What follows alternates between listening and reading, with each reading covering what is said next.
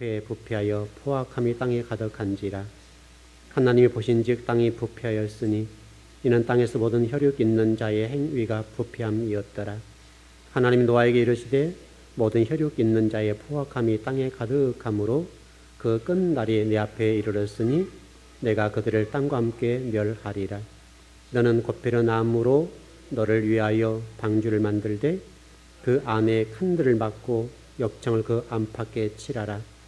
내가 만든 방주는 이러하니 그 길이는 300규빗, 너비는 50규빗, 높이는 30규빗이라.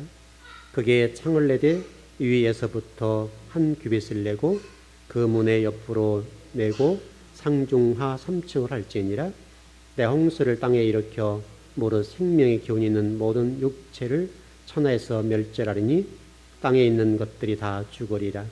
그러나 너와는 내가 내 언약을 세우리니 너는 내 아들들과 내 아내와 내 며느리들과 함께 그 방주로 들어가고 혈육 있는 모든 생물을 너는 각기 암수 한 쌍씩 방주로 이끌어들여 너와 함께 생명을 보존하게 하되 새가 그 종류대로 가축이 그 종류대로 땅에게는 모든 것이 그 종류대로 각기 둘씩 내게로 나와 오리니 그 생명을 보존하게 하라.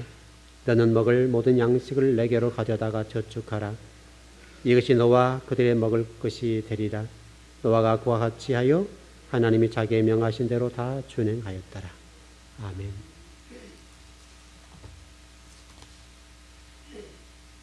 지금 수학의 계절이죠.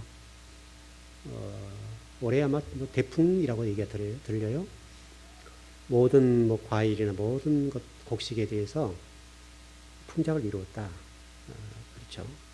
이제 이렇게 풍작을 이루려고 하면 일단 기후가 받쳐줘야 되고요. 그 다음에 강수량, 그 다음에 태양, 또 이제 농부 열심, 모든 것들 받쳐줘야 풍성한 열매를 맺죠. 또 이렇게 풍성한 열매를 맺습니다만 어떤 사람들은 또 풀목을 잘못 선택을 해가지고 또 어려움도 겪는 분이 있겠죠. 아마 우리 인생도 똑같은 것 아닌가 싶습니다. 최근에 제가 좀 금방 혜원이 국민대 연극영화과를 지원해가지고 오후에 가서 지금 면접한 시간 동안 있다 이렇게 왔는데요. 이제 와서 잠깐 오늘 예배 때문에 준비 잠깐 하고 나왔는데, 좀 이렇게, 인터넷 신문이라고 합니까? 인터넷 신문을 보니까, 어느 목사님이 법정 구속됐다. 이런 좀 가슴 아픈 글을 좀 읽고 나왔습니다. 그분 같은 경우는 이미 예견된 수순이죠. 초대형 교를 섬긴 목사님이신데,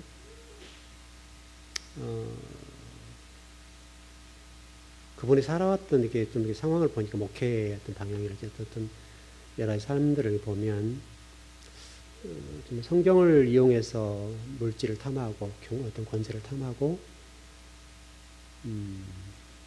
그래 왔죠. 부나 명예적인 측면으로는 이루었는지 모르지만, 결국은 이제 법정 구속이 됐는데 2년 법정 구속이 됐습니다. 나이 연세가 있으시죠. 교회는 은퇴하신 분이신데 원로 목사님이시죠. 그럼에도 불구하고 어떤 미국 법정으로부터 200억을 선고받았더라고요. 200억을 배상해라, 200억을 배상해라 이렇게 했습니다. 그것을 보면서 우리 예견된 얘기지만 어떻든 하나님 백성들은 누구와 관계없이 잘 살아놓지 않으면 반드시 언젠가는 그 열매를 거둘 날이 있다. 틀림없는 것 같습니다. 그러니까 지금 당장은 우리가 잘 나가고 명예를 얻고 성공하고 좀 이름을 낼지 모르지만 또 권세도 누릴 수가 있겠죠. 이건 목회자나 여러분이 똑같은 얘기입니다. 그러니까 결국 여러분이 마지막 인생을 하나님 앞에 갈 때까지 봤을 때 그 열매가 귀하고 아름다우면 좋겠죠. 그런데 아무리 젊은 날에 명예를 얻고 뭐 초대형교를 섬기고 또 물질적인 측면으로 봤을 때는 뭐 어마어마하게 부를 창출하려고, 그래도 어떻든 명예적인 부분이나 물질적인 측면을 봤을 때 결국은 하나님께서 어떤 방법을 동원해서든지 간에 반드시 그 결과를 만들어 놓으신 것 같아요. 어쨌든 제가 지금까지 수많은 성도나 우리 목회자들이나 또 우리 믿는 사람들 볼 때 반드시 무엇을 심어 놓았느냐, 무엇을 심고 왔느냐에 따라서 그 열매가 달라진 것 같아요. 그럼 평소에 우리가 좀 은퇴하기 전까지 명예롭고 은혜롭고 뭐 부나 명예나 권세나 어떤 모든 것들을 누렸다 합시다. 그런데 결국 은퇴한 이후에라도 그것을 잘못된 열매로 인해서 잘못 뿌려놓은 열매들이죠. 잘못 뿌려놓은 열매들로 인해서 법정 구속 2년이 됐어요. 연로하신 분이시거든요. 그리고 200억을 내놔라 이렇게 좀 되어 있으니까 아마도 이제 어떤 미국 어떤 분이 이렇게 북한에다가 교회를 건축하겠다 해가지고 돈을 50만 불인 것 같은 그걸 이렇게 약속 지원을 했더라고요. 근데 그거를 꿀꺽하고 이제 안 내는 거죠. 교회도 건축하지 않고 먹어버렸으니까 이제 그것 때문에 이제 법정 구속이 됐습니다. 미국에서 법정으로 200억을 배상하라 이렇게 판결이 나왔고 그것도 안 하니까 이제 법정 구속이 된 거죠. 참 이제 이걸 보면서 우리가 잘 살아놔야 되겠다. 오늘보다는 내일, 내일보다는 모레, 1년보다는 10년 후 여러분과 저의 모습이 좋아야 된다.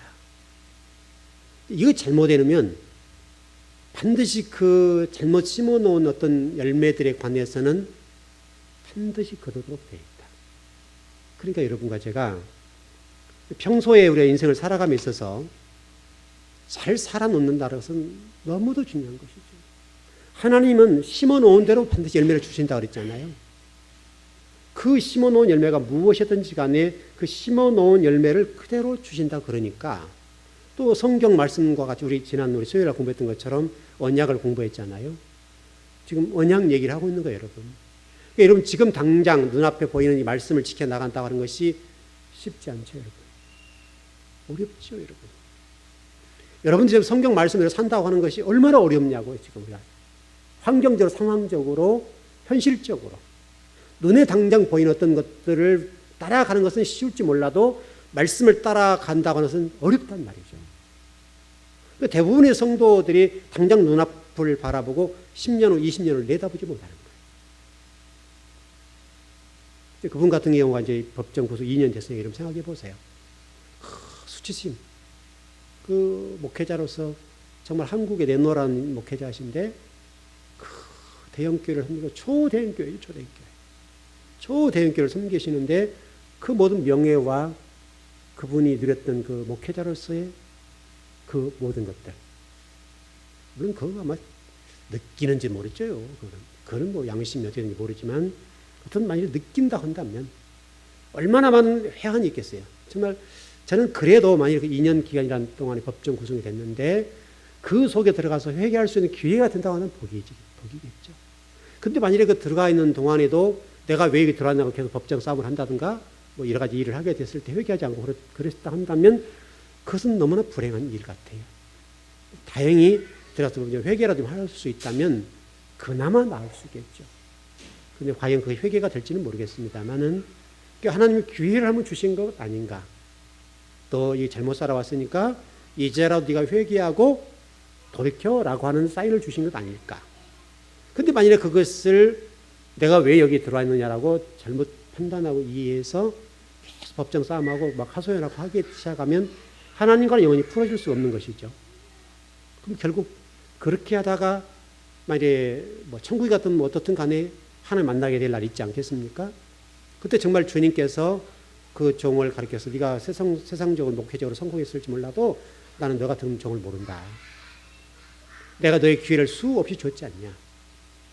그랬을 때 그 처절함이라 할까요? 그게 얼마나 심할까 싶습니다. 뭐 천국과 지옥의 문제 제가 다스릴 문제가 아니죠. 그분 하나님의 관계 문제겠습니다만은 어떻든 수많은 기회를 하나님 주셨을 거라고요. 주셨을 것이고 또 그 기회를 선용해서 회개하고 돌이켜서 내가 정말 목회자를 잘못 살았습니다 라고 회개를 했다고 한다면 더 존경을 만하죠.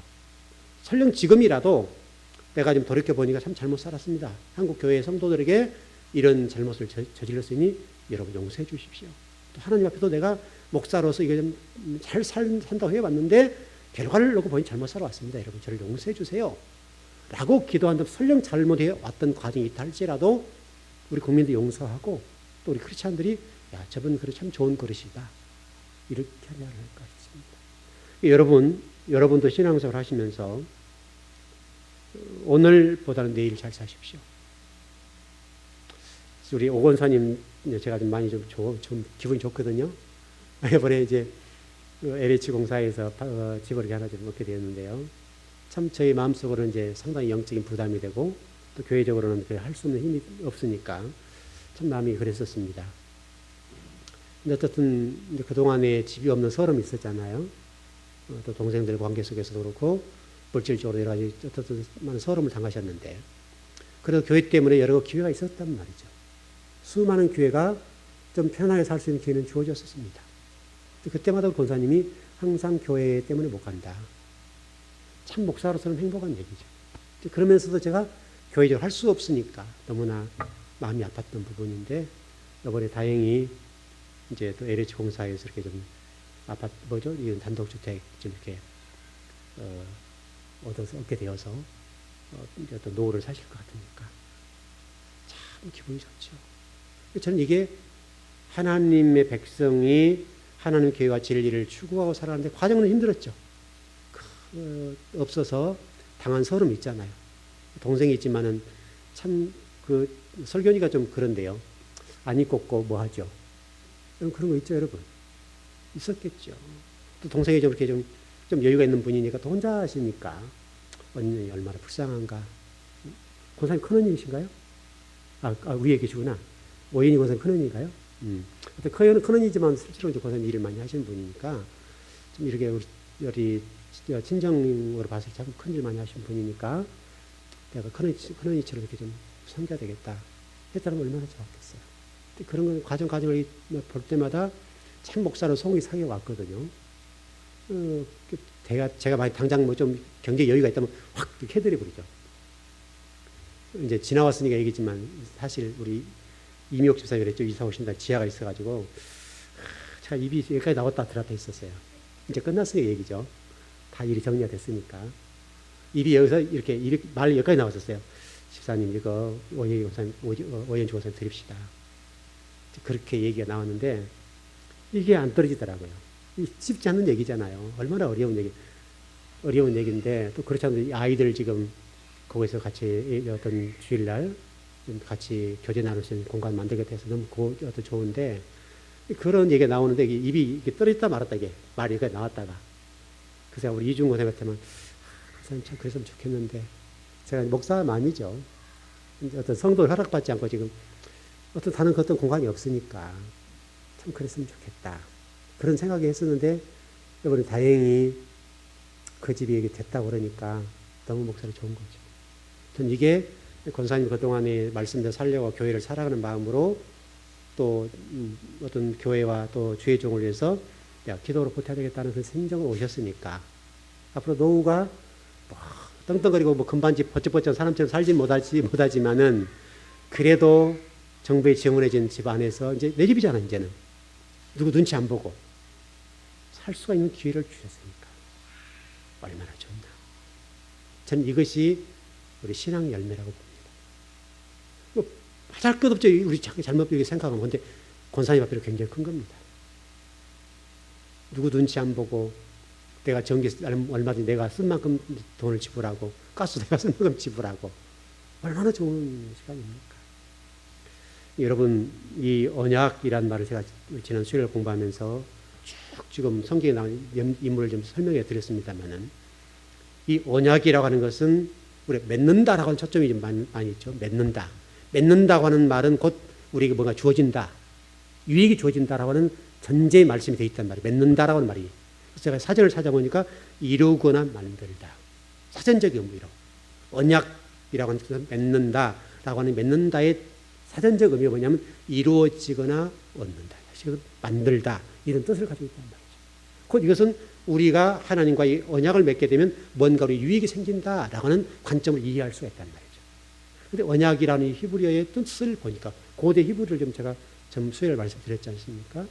고대 히브리어의 이 언약이라는 말을 찾아보니까 고기란 말, 고기들 이런 고기들이란 고기로 표현되어 있고 그것을 언약적인 관점은 쪼갠다.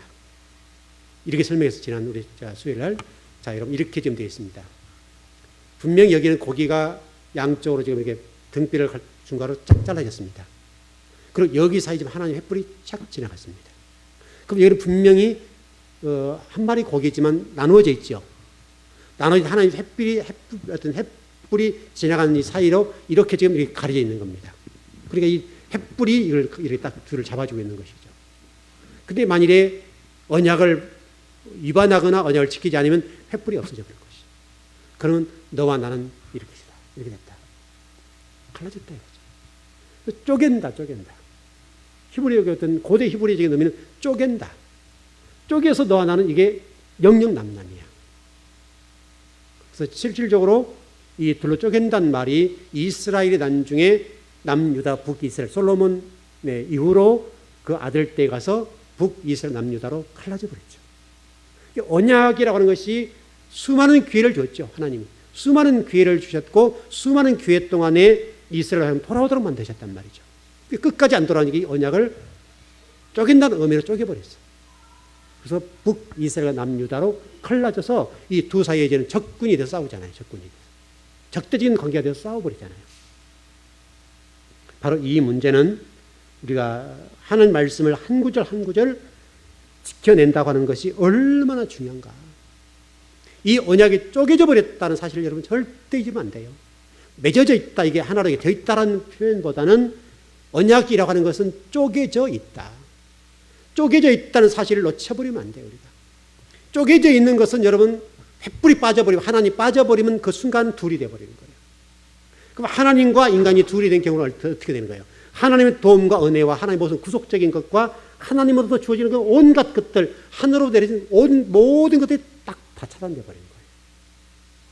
그 순간 우리 인간이 하나님으로부터 주어질 수 있는, 받을 수 있는 온갖 은혜와 구속과 평안과 안식과 또 어떤 물질적인 복이라도 관점에서도 모든 것들이 다 끝나버리는 거예요.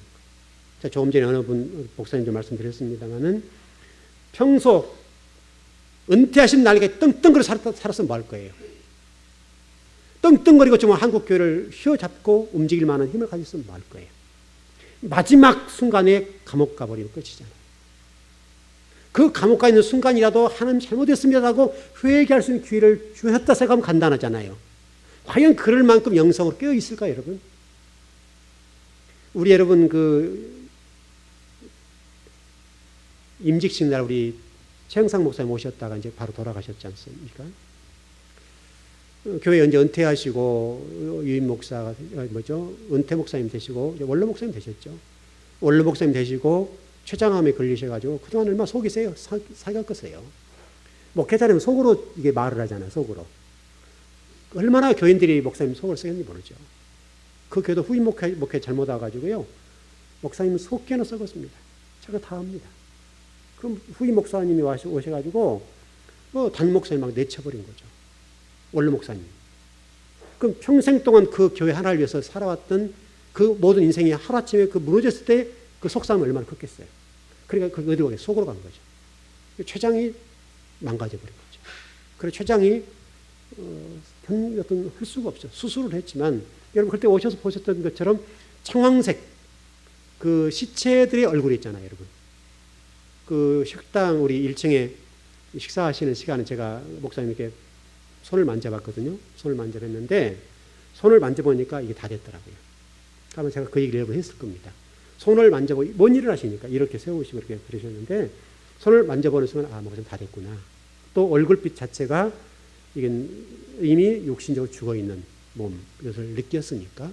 근데 여러분 그분이 오셔서 여기도 못 올라오시고 여기서 지금 얼마나 오시기 힘드셨겠어요. 아들이 부축해서 오셨는데 그래도 저와 이렇게 관계가 있으니까 오셨잖아요. 마지막 설교 가셨죠. 마지막 오셔서 자기가 본인이 나는 이게 유언이다라고 했어요. 유언. 즐거운 교회 왔으니까 유언하고 죽습니다. 그래서 저에게 아픔을 주신 기간 동안에 제가 하나님 앞에 회개할 수 있는 시간을 가졌습니다. 그 눈물로서 유언했어요. 눈물로서. 제발 좀 말씀대로 살으시라고. 내가 유언합니다. 여러분, 유언. 여러분 아마 그때 어떤 생각들을 가지셨는지 모르겠는데 저는 그분의 성품을 아니라 진심이었을 겁니다. 여러분 죽어가는 사람이 거짓말 하겠습니까? 제발 좀 신앙생활 잘하고 말씀 좀 제발 좀 살으라고. 나에게 하나님이 아픔을 주신 것은 복이다. 내가 하나님 앞에 혹시 목회자로 살아온 동안에 잘못한 부분이 있다면 용서를 구한다고 용서하는 어떤 회개하는 시간을 가졌다. 저는 상당히 그분이 하나님의 복을 받고 하나님의 정말 사랑스러운 주의 종이었구나. 그런 생각을 합니다. 여러분 그래서 언약이란 특별히 하나님의 말씀은요. 쪼갠다는 말을 잊어버리면 안 됩니다. 말씀을 우리가 순종하지 않는다. 그러면 순종하지 않는 끝나는 것이 아니라 순종하지 않는 것에 하나님께 한 번 참아주겠죠. 두 번은 참아주겠죠. 또 하나님부터 몇 번 기회를 주시겠죠. 이스라엘과 남유다가 달라졌던 것처럼 두 개를 쪼개진 것처럼 기회를 주시겠죠. 그런 기회를 수없이 주시겠지만 하나님이 어느 순간에 그 기회조차 박탈해버리는 순간에 쪼개져서 나눠버린 거죠. 고기가 햇불 사이로 우리 창세기 15장에서 하나님과 아브라함의 언약관계 속에서 햇불 사이로 지나가셨다 하신 것처럼 하나님이 지나가셨어요. 그래서 이게 하나님이 안에 계시기 때문에 하나님 우리가 하나가 돼서 은혜와 복을 누리게 되는 거죠. 그러나 이 언약을 버리는 경우, 언약을 불순종하는 경우는 하나님이 햇불 사이로 지나가는 그것을 뽑아버리니까 우리 창세기 6장처럼 하나님의 영이 떠나버리니까 하나님의 생명의 기운이 떠나버리니까 생명의 기운이 떠나버리는 순간에 육체가 되었더라. 육체. 하나님이 없는 죽어있는 생명. 짐승돼버려 짐승이. 그래 여러분 노아 홍수 때 여러분 생각하기에는 하나님 참 장인도 하시다. 어떻게 200억의 인구를 또는 300억 정도 되는 인구를 그렇게 무참히 죽으셨을까. 그것도 노아 홍수라는 걸 통해서 하늘의 창이 열리고 바다에서 땅에서 물이 솟아서 그 200억에 300억 정도 되는 그 하나님의 백성들을 어떻게 몰살시킬 수 있는가. 이렇게 하나님이 잔인한 분인가 할 수 있을지 모릅니다. 그러나 여러분 하나님은 짐승보다 하시고 짐승보다.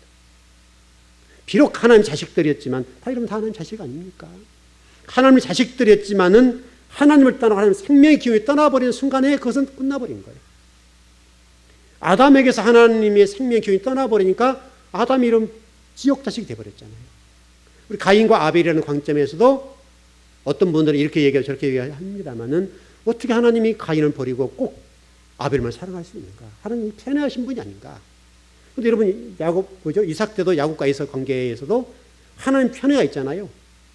그 부분 있잖아요. 그것은 제가 여러분이 이미 말씀드렸던 것처럼 이것은 하나님 주권의 문제를 설명하는 것이다. 이미 지옥 백성들 가운데 아벨을 구원하면 그건 아버지 주권의 문제죠. 여러분 지금 이 시간 여기 우리 즐거운 교회에서 지금 말씀을 듣지만은 여러분 지금 이 자리에 말씀 듣는 것은 놀라운 일이잖아요.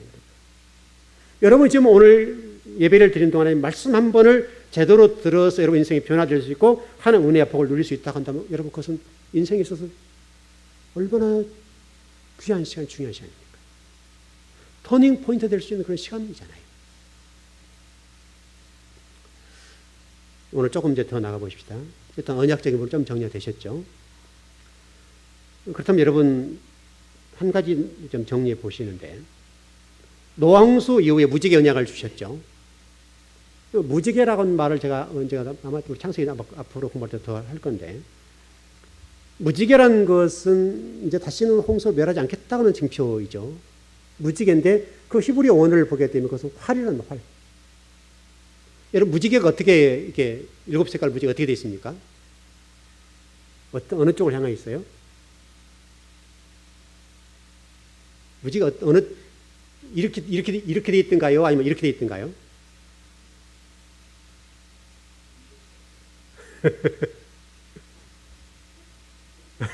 하여튼 그렇다고 그래요. 이제 물론 그 방향이 어느 쪽으로 됐든지 그런 관계 없습니다. 중요한 것은 무지개 언약이라는 것이죠. 그 언약은요, 히브리 환을이란 단어를 이런 관점으로 제가 설명을 드렸었습니다. 비록 하나님께서 저와 여러분들을 이제는 물로 홍수로 심판하지 않겠다. 그런데 히브리 활이란 단어는 이 하나님의 활 시위를 당기고 있는 상태. 이렇게 설명드렸었죠. 창세기 우리 토라 공부할 때. 근데 그걸 좀 조금 뒤집어 보면 그 활을 위를 향해 있다면 어떻게 됩니까, 여러분? 위. 이 활이 우리가 마땅히 죽어야 되는데 그 활을 이제는 하나님이 멸하지 않겠다고 약속하셨기 때문에 그 활을 위를 향합니다. 이렇게 된 거죠, 이렇게. 이렇게 활 시위를 당겨 이것이고 실질적으로 활을 쏘았죠. 누구에게 쏘았습니까? 누구에게 쏘았어요, 이 활을? 예수님한테 쐈잖아요, 예수님한테. 결국 이 활이 예수님을 명중시킨 거예요. 그 십자가예요. 왜냐하면 여러분과 제가 의인이거나 거룩해서가 아니라 이 세상은 여전히 악하고 그 어떤 경고 나팔을 불어도 절대 인간 스스로는 선해질 수가 없기 때문에 그 활을 인간을 향해서는 거둔 거예요. 그리고 그 활을 하늘 향해 쏘아서 예수 그리스도, 독생하신 예수 그리스도를 쏘아 명령시켜버렸어요. 그게 무지개입니다, 여러분. 그 십자가입니다. 그 여러분 구약 성경 속에 십자가 다 들어있는 거예요. 예수 그리스도를 명중시켜서 죽으시고 피를 쏟아버렸잖아요. 그 예수 그리스도가 돌아가심으로 저와 여러분이 구속받는 백성이 되었잖아요.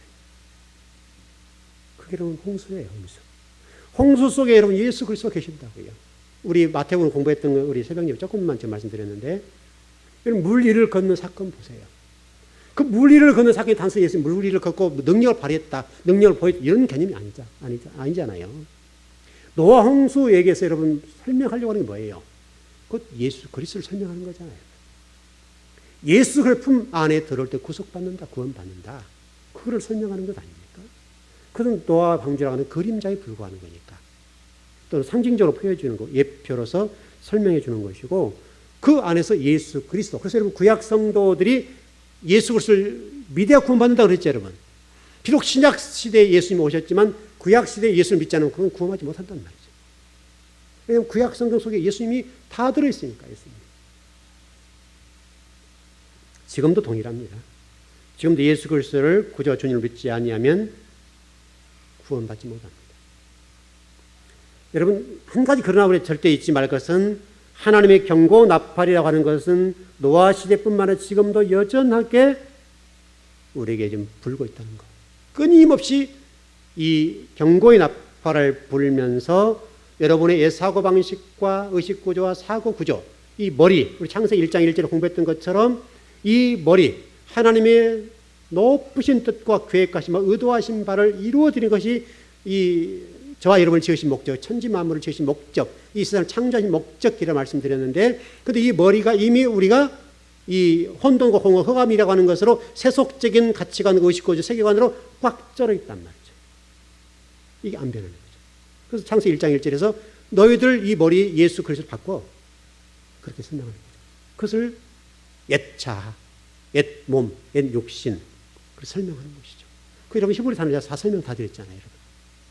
뭐뭐 안에, 베레슈트, 뭐뭐 안에, 머리 안에. 이런 설명 다 드렸잖아요. 그러니까 여러분, 창세기 1장 1절 속에서 우리 설명하고 있는 것처럼 저와 여러분이 신앙생활을 해가면서 이 언약이라는 관점에서 먼 미래를 바라보지 않고 진리와 하나님 나라와 의를 위해서 하나님 나라를 세워가는 일에 있어서 그쪽에 초점을 맞추지 아니하고 내 인간적인 유익과 내 인간적인 어떤 것을 이루어가는 어떤 삶을 살아놓는다면 당장은 우리가 어떤 것을 거두고 우리가 좀 이게 좀 폼나게 살지 몰라도 결국 끝에 가서 하나님의 한 방에 다 무너뜨려 버린 거예요. 여러분 한국교회 성도들 가운데 뭐 주의종과 성도를 다 할 것 없이 다 한번 보세요. 성경 가운데 창세기, 요한계시록을 다 한번 보세요. 말씀을 살아놓지 않고 언약을 배반했거나 언약을 순종하지 않았던 성도나 하나님의 백성들 가운데 끝이 좋은 성도가 한 사람 있는가 보세요, 여러분. 한 사람도 없단 말이죠. 한국의 성도들 가운데나 주의 종들 가운데도 한 분이라도 진리를 살지 아니하고 말씀을 살지 아니하고 불순종의 어떤 대표 같은 삶을 살았던 사람들 가운데 마지막이 좋은 사람이 있는 걸 보세요. 한 사람도 없습니다. 정말 하나님의 백성이고 하나님의 구원받는 정말 백성이라고 한다면 설령 젊은 날에 잘못했다 하더라도 마지막 노년 시간에 회개할 수 있는 기회를 주시는 것이죠. 철저히 하나님의 회개를 시키시고 데려가시죠. 우리 최영상 목사님 말씀드렸던 것처럼 그분이 잘못 살았다는 말이 아니에요. 그분도요 오직 교회밖에 몰랐어요. 교회 개척하셔가지고 여러분 그분 공무원이셨습니다. 떵떵거리고 사신 분입니다. 공무원 30년 목회자 되셨으니까 여러분 생각해 보세요. 그분이 목회자 안 돼서 얼마나 떵떵으로 살 것 같습니까? 그럼에도 불구하고 부르심이 있어서 목회자가 되셔가지고 목회를 하시다가 오직 교회 개척해서 교회 하나 이뤄놓고 하나님 가셨죠. 그분 쓰지 못하고 교회 재정적인 측면 여러 측면에서 오직 교회 하나 세우려고 몸부림치다가 가신 거거든요. 그럼에도 그분이 그러시잖아요. 내가 하나님 앞에 회개할 게 많이 있어서 이런 기회를 주셔서 너무 감사하다. 얼마나 여러분 복된 부분입니까? 참 그렇게 우리 인생을 살고 죽을 수 있다면 참 복이죠. 그러니까 여러분 어떻든 여러분이 지금 경고의 나팔들을 이 강단을 통해서 끊임없이 선포할 때 그 경고의 나팔들을 경홀하게 여기진 않았으면 좋겠습니다. 여러분들이 정말 제발 하나님 말씀을 좀 제대로 듣고 먼 미래 10년, 20년 후, 30년 후를 내다보고 인생을 살아간다면 하자가 없겠죠. 당장 눈앞에 보지 말고 당장 눈앞에 좀 힘들고 어려운 일이 있다 하더라도 당장 눈앞에를 봐버리면 멀리 못 보죠. 영적인 안목이 없어져, 통찰력이 없어져 버린 것이죠. 그러니까 여러분 우리가 1년, 2년도 봐야 되겠지만 10년 후, 20년 후, 30년 후도 봐야죠. 그래서 거시적이고 미시적인 것, 경제적 용어입니다만은 성경은 거시적인 것과 미시적인 걸 봐야 되겠죠. 숲과 나무를 봐야 되겠죠. 숲만 봐서도 안 되고 나무도 봐야 됩니다. 나무만 봐서도 안 됩니다. 숲도 봐야 됩니다. 숲을 그려놓고 그 속에 나무 하나를 보호하는 것이죠. 그렇게 하면 여러분 인생이 복되지 않겠습니까? 우리가 그렇게 살아야 되겠는데 만일에 여러분 어떤 나무 하나 붙잡고 살아버린다면 예를 들어서 우리 강대상에 지금 코끼리를 합시다. 코끼리 하든 어떻든 뭐가 됐든지 간에 만일에 코끼리가 크니까 여기 만져보고 허벅지가 좀 좋네. 허벅지밖에 못 본 거죠. 코끼리는 전체를 봐야 되잖아요. 코끼리는. 전체를 보고 코끼리 전체 속에 내가 지금 만지고 있는 것은 이 허벅지 쪽에 만지고 있다. 이렇게 판단해야 되겠는데 여기만 만져보면 야, 참 탄력 좋네. 이렇게 한다고 하면 코끼리를 못 본 거잖아요. 결국은. 우리 인생은 똑같은 것이죠.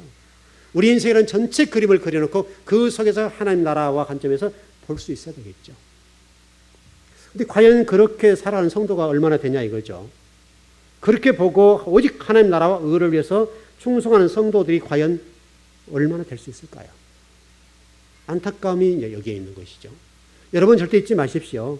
성경에서 제시하고 있는 구원받는 백성들의 숫자를 그냥 가볍게 넘기지 않았으면 좋겠습니다.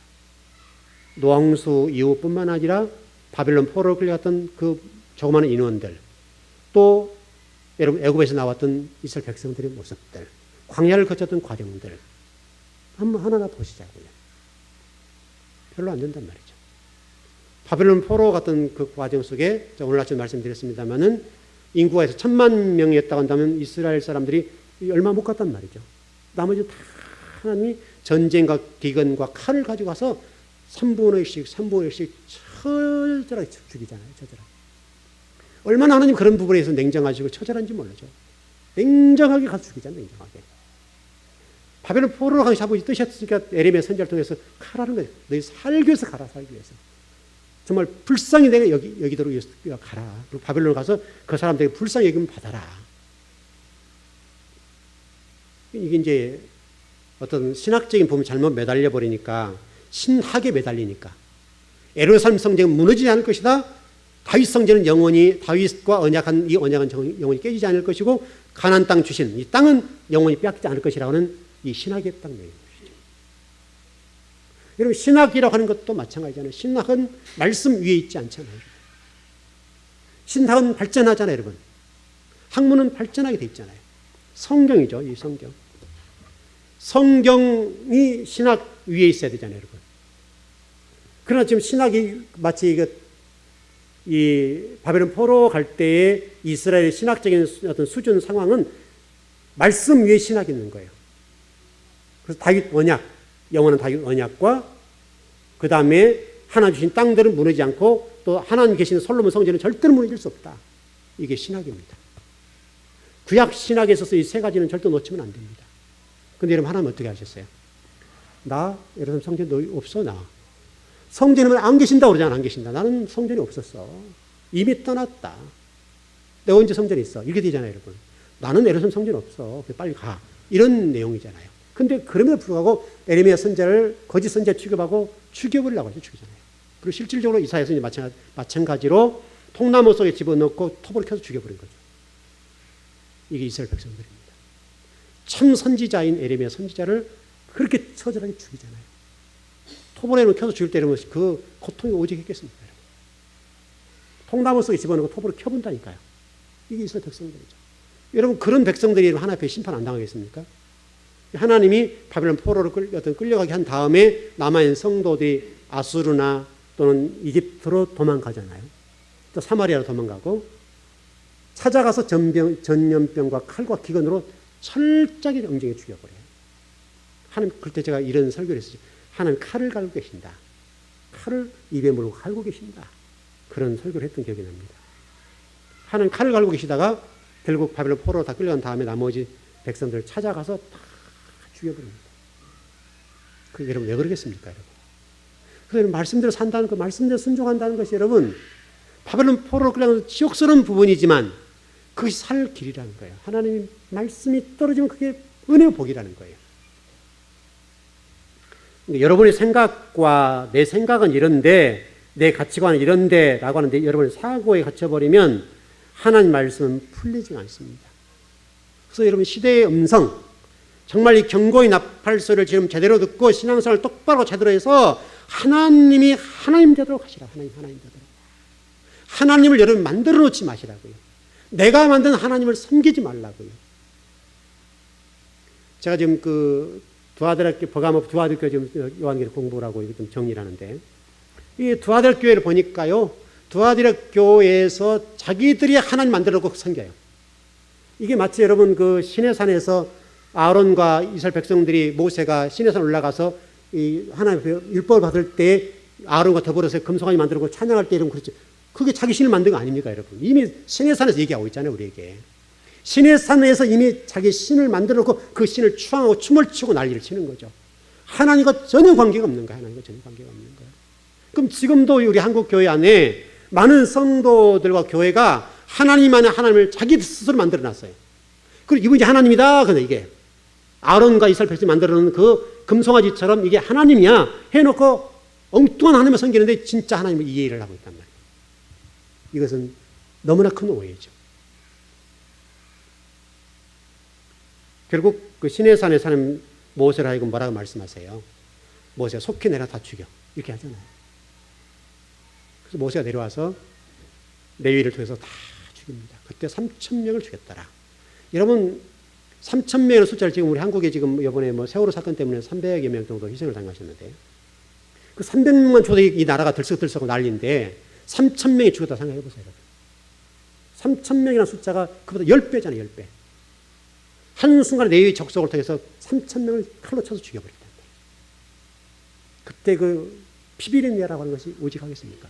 여러분 갈멜산 전투에서 엘리야가 아세라와 바알 선지자 850명을 영적 전투, 이것도 똑같은 얘기입니다, 여러분. 그것도 엉뚱한 하나 만들고 싸우는 건데 그때는 제가 그 갈멜산에 가가지고 그 엘리야 쏜 칼을 봤어요. 칼이 얼마나 사람을 쳐 죽였었냐면 칼이 열을 받아가지고 이게 칼 날 자체가 어긋났어요. 칼 날 자체가 이렇게 없어져 버렸어요. 그게 지금 보관되어 있습니다. 갈멜산에서 영적 전투. 그래서 제가 그 칼을 보고 깜짝 놀랐습니다. 지금 양성여사님까지 와 계시는데 그 양성여사 같이 가서 봤거든요. 그 칼 자체가 얼마나 여러분 칼이 열받을 정도면 얼마나 열받았겠습니까, 여러분? 그 정도로 사람을 쳐주겠다. 여러분은 제발 말씀대로 그때 주신 말씀대로 살아놓고 그러놓으면 하자가 없습니다. 하나만 정리하고 마칩시다. 저는 조금 말씀드렸던 것 같은데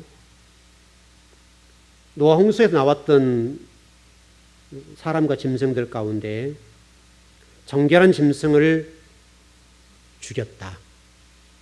이게요, 메시지로 보게 되면 하나님의 노를 부셨다.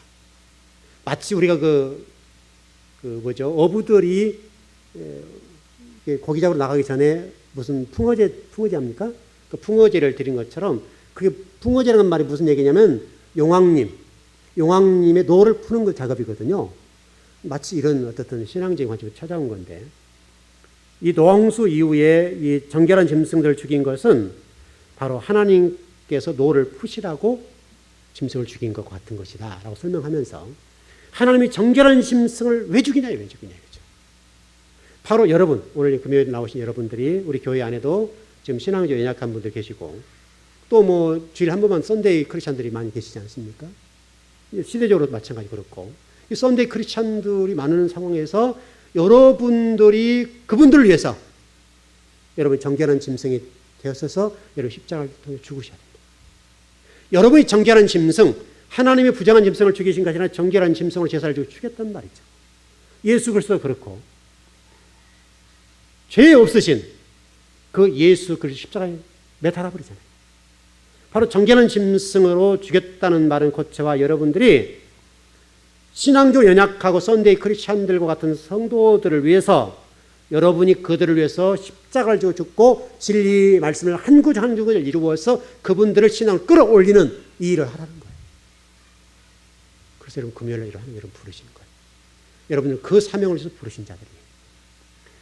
수요일 금요일 새벽 예배 나오시면 더 말할 것 없고, 정말 여러분들은 정말 썬데이 크리스찬들이나 예수 믿는 교회 안 나온 사람도 있을 거고, 지금도 말씀 때문에 이곳저곳을 또 다른 사람 성도들 얼마나 왔어요. 이 지역만 해도. 지금도 내 교회를 찾지 못해서 이곳저곳을 기웃거리고 수많은 성도들이 교회를 지금 헤매고 다니잖아요. 지금 1위는 물려고 이렇게 하고 있는데, 여러분 그럴 때 여러분들이 정말 여러분이 정결한 짐승이 되셔서 여러분이 피를 흘리고 죽으셔야 돼요. 죽으셔서 여러분들이 그런 썬데이 크리스찬과 지금 떠들고 있는 수많은 영혼들을 살려낼 사명이 여러분이 있단 말이죠. 그리고 여러분이 신앙생활을 좀 대충 해야 되겠습니까, 여러분? 주일날 처음 이렇게 주일 한 번 오신 분들이야 뭐 어떻게 할 수 없습니다만은, 여러분들은 그런 어떤 사명자로서 이 강단에 주신 말씀을 받고 여러분들이 그 성들 속에 들어가서 여러분 십자가를 지고 죽으셔야 돼요. 그들을 위해서. 그리고 그분들을 살려내야 돼요. 정결한 짐승이 죽으니까 부정한 짐승이 살아났잖아요, 여러분. 그것을 잊지 않고 여러분이 제발 하나님 나라와 의를 위해서 십자가를 지고 죽으십시오. 여러분이 산순교자를 되시라고요. 여러분이 죽어서 하나님 나라와 교회와 신앙이 연약한 영혼들이 회복되어 살 수만 있다면 당연하게 죽어야죠. 바로 그것이 여러분의 정결한 짐승입니다. 여러분 제발 정결한 짐승이 되셔서 부정한 짐승들을 살려내십시오. 그 하나님 나라가 건강하고 건전하고 하나님이 기뻐하실 만한 그런 하나님 나라를 세우는 일에 저와 여러분이 멋지게 쓰임받았으면 좋겠습니다. 잘 기도하십시오.